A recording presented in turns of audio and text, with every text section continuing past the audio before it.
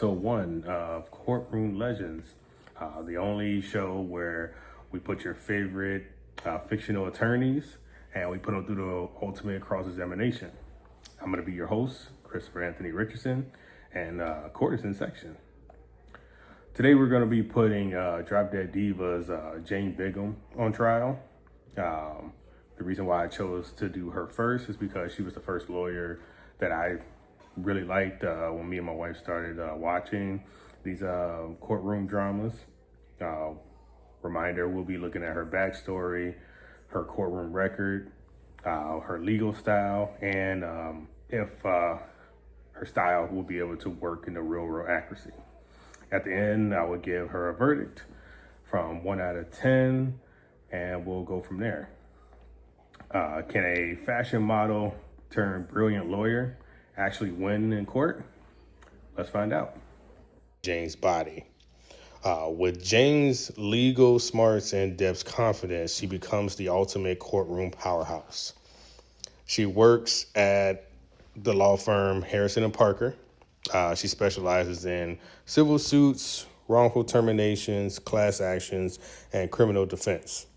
She is portrayed by Brooke Elliott, who you might know from another show named Sweet Magnolias.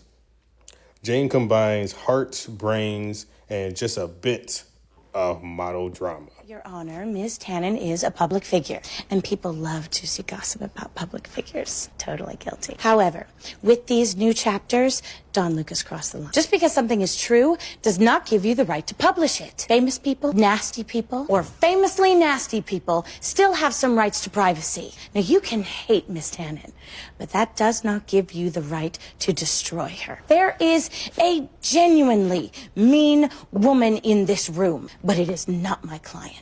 There's little question under the law that I cannot stop the publication of Miss Lucas' book. I'm so sorry. So while I'm denying injunctive relief, I do find the work does publicly disclose private facts.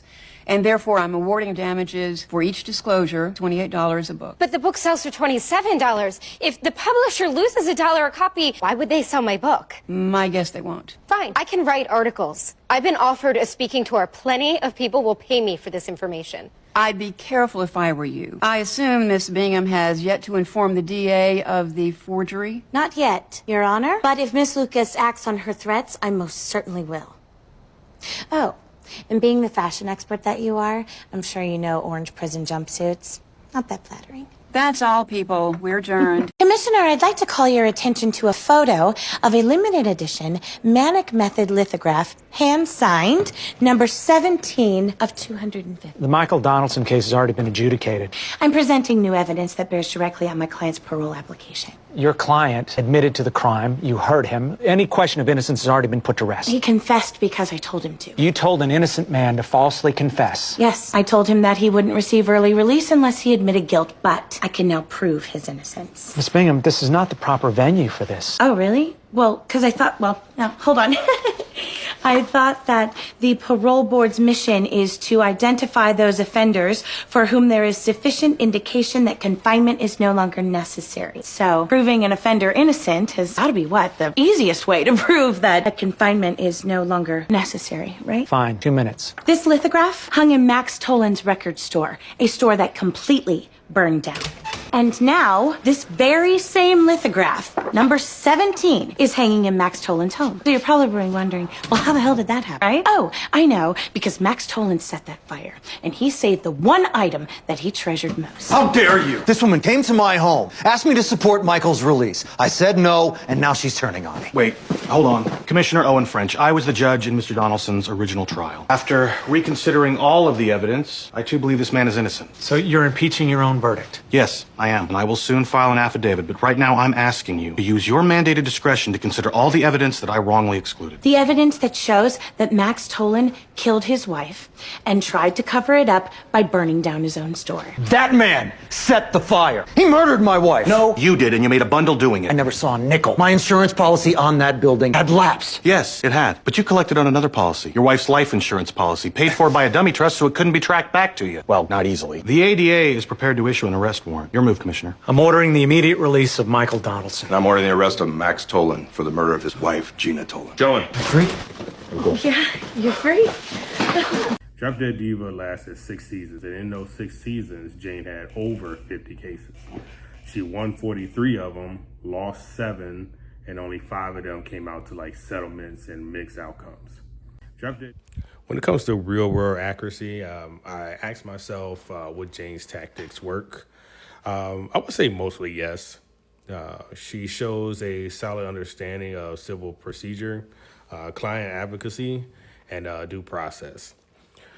But surprise witnesses and last minute evidence being accepted that often, for a TV show, yes. But in real world, there will be like long delays, and it'll definitely be challenged heavily during procedural grounds. With all said and done, my final verdict for Jane Bingum, I'm going to give her a 9 out of 10, mainly because her win rate is phenomenal. She wins almost 90% of her cases, and the only reason why she ever really loses is if she's like blindsided or evidence wasn't put in her face at the time. She also proves that kindness isn't a weakness. The only reason why I'm taking away 1 point is because compared to the real world, unrealistic delays in court can only really happen like in shows. I know in real court cases, they're gonna wanna know things right now. So that's the only reason why I'm taking away a point. All right, and that concludes episode 1 of Courtroom Legends. I want to thank you all for tuning in. On the next episode, I will be putting the legendary Annalise Keating on trial. And that was going to be a big one because if you ever seen How to Get Away with Murder, her court cases are pretty intense. If you like what you see, like, share, subscribe, comment on who you want to come in. A lot of people I know want to see me do Harvey Specter, and he's going to be my 3rd episode. But the next one, I'm definitely going to do Annalise Keating because her cases they're tough ones. But with that said, again, I'm your host, Christopher Anthony Richardson, and court is adjourned.